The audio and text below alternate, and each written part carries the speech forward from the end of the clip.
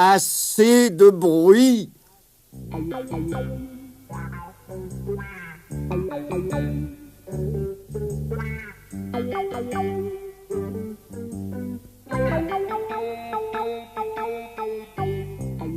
Dans une toute petite maison, coincée entre deux maisons semblables, vivait un homme bien malheureux.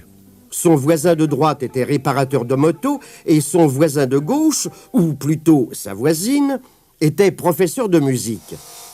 Chaque matin, le malheureux était réveillé par l'activité du mécanicien. Le bruit de la perceuse, les coups de marteau, le rugissement des moteurs. Au moment où il commençait à s'habituer à tout ce bruit, les élèves du professeur de musique arrivaient et un drôle de concert commençait, fait du miaulement déchirant des violons, du tintamarre du piano, des braillements des trompettes, des notes stridentes de la flûte. C'était comme si la musique allait briser tous les carreaux de sa maison. Le pauvre homme avait tout essayé pour ne plus entendre ce vacarme.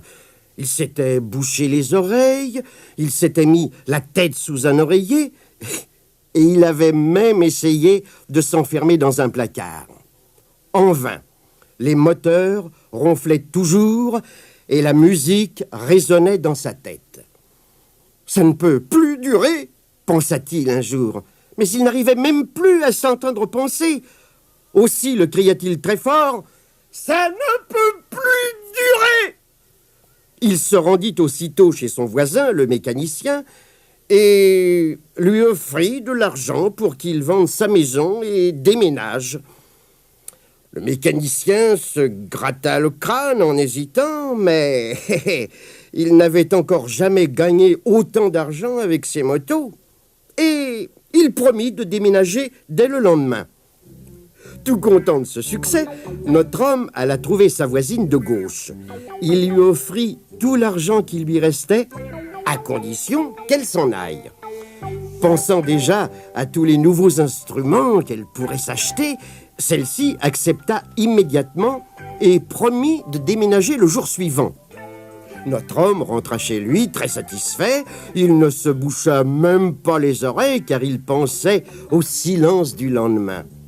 Au matin, le mécanicien ne le réveilla pas. Il était si heureux que dès qu'il fut prêt, il alla aider le professeur de musique à déménager.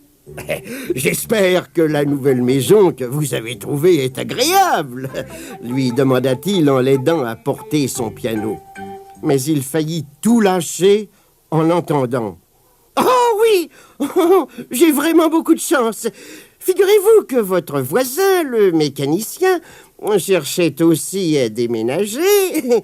Ainsi, je vais m'installer chez lui et lui, il s'installe chez moi. »